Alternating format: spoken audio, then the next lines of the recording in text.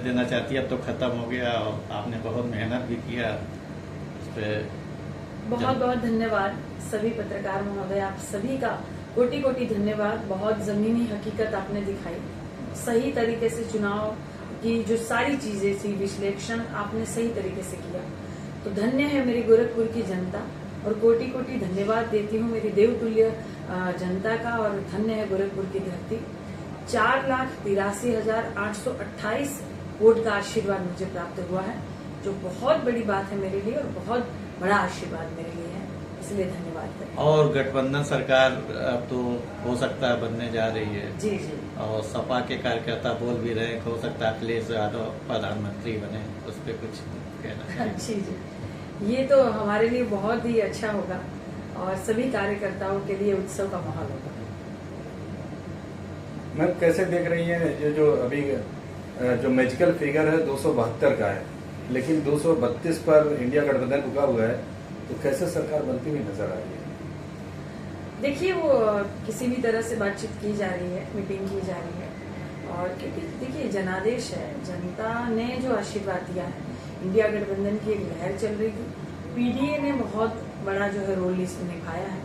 और जनता महंगाई से भी बहुत परेशान थी और बेरोजगारी से बहुत परेशान थी।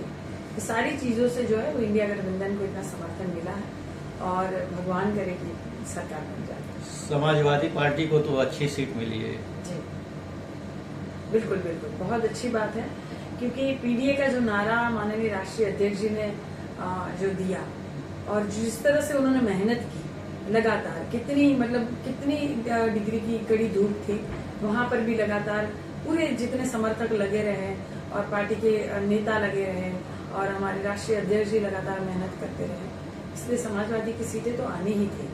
लोगों का वैसे भी लोकप्रिय नेता लोगों के माननीय राष्ट्रीय अध्यक्ष जी है और समाजवादी पहली पसंद है उत्तर प्रदेश।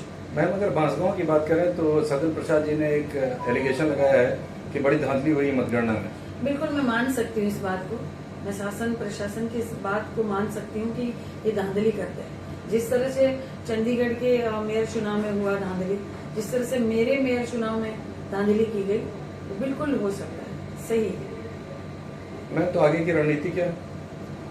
मैं जनता की सेवक हूँ, मैं क्षेत्र की बहू हूँ, मैं लगातार अपने क्षेत्र में रहती हूँ, चुनाव हो या ना हो। आज ही की बात है, कल परिणाम आया है और आज ही की बात है, आज ही मैं अपने क्षेत्र में निकल गई थी और फिर अभी मैं ऑफिस में बैठी हूँ।